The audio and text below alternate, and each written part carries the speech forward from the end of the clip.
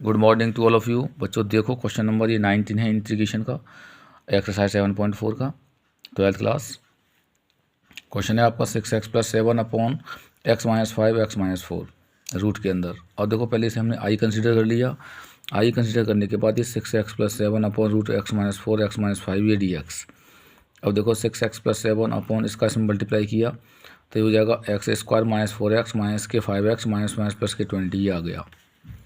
दोनों minus minus के add हो जाएंगे, -9x + 20 ये फॉर्म बन रही है px + q upon ax² + bx + c। तो इस वाले फॉर्म के क्वेश्चन को यानी ऊपर लीनियर इक्वेशन हो, नीचे क्वाड्रेटिक हो और इसे t मानने के बाद ये ना आ रहा हो तो हमारे पास यही फॉर्म होती है कि पहले px + q को लिखो, फिर a लिखो, d/dx लिखो, क्वाड्रेटिक को लिखो प्लस का b। अब इसका डिफ्रेंसिएशन करो 2x - 9 × x का 1 कॉन्स्टेंट का 0 प्लस b, तो ये हो जाएगा 2x - 9 + b। इस वैल्यू को इक्वेशन फर्स्ट मान लेना क्योंकि जब a और b की वैल्यू आएगी तो हम पुट करेंगे। अब देखो इसका ऐसे मल्टीप्लाई किया 2ax - का 9a प्लस का b, दोनों और का कंपेयरिंग करो बोथ ऑफ साइड तो 2a की जो वैल्यू आएगी वो 6 आएगी और माइनस के 9a + b की वैल्यू 7। 2 से 3 टाइम्स से कैंसिल हो गया, -9 × 3 + b = 7। उसके बाद a की वैल्यू हो गई 3 माइनस के 27 प्लस b = 7, ये इधर गया तो 7 + 27 ये हो गया 34। a = 3 एंड b = 34, तो यानी 6x + 7 = 3 2x - 9 + 34। जहाँ 2x देखो मैंने आपसे कहा था a और b की वैल्यू लगाने के बाद मैं यहाँ लगाऊंगा इक्वेशन नंबर फर्स्ट में, तो देखो क्या आ गया, a की वैल्यू लगाई और ये 2x - 9 + 34 यानी b की वैल्यू लगाई। अब देखो जो आपके पास जो इंटीग्रेशन था i = यहाँ था 6x + 7, उसकी जगह पर हमने ये लगा दिया, ये हमारे पास था ही था। अब क्या करना है, हमें अब इसके नीचे इसे अलग कर दो, यानी 3 और 2x - 9 upon x² - 9x + 20 plus 34 के नीचे इसे अलग कर दो। इसे i1 मान लो, इसे i2 मान लो। i1 माना, i1 3 और ये 2x - 9 अपॉन रूट में x² - 9x + 20, इसे t मान लो, x² - 9x + 20 = t।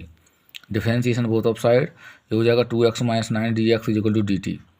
तो देखो 2x - 9 dx हो गया dt लगा दिया 1 अपॉन और ये हमने माना था t, तो √t इसकी पावर हो जाएगी हाफ और वो डिवाइड में है इसलिए ऊपर जाकर माइनस के हाफ हो जाएगी।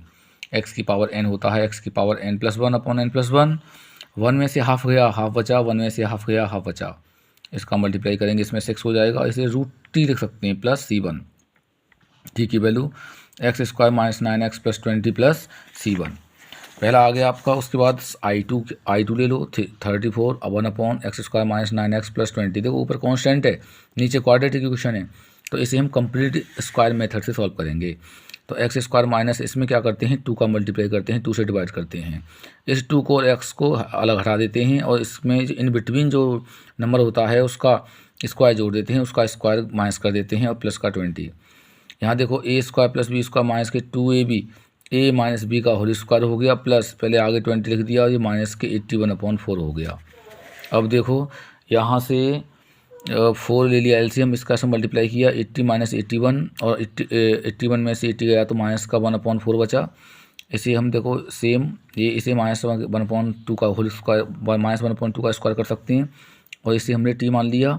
t मानने के बाद डिफरेंशिएशन किया, ये हो गया 1 कांस्टेंट का 0 और ये हो गया dt/dx, dx इधर ट्रांसफर कर दिया और dx = dt।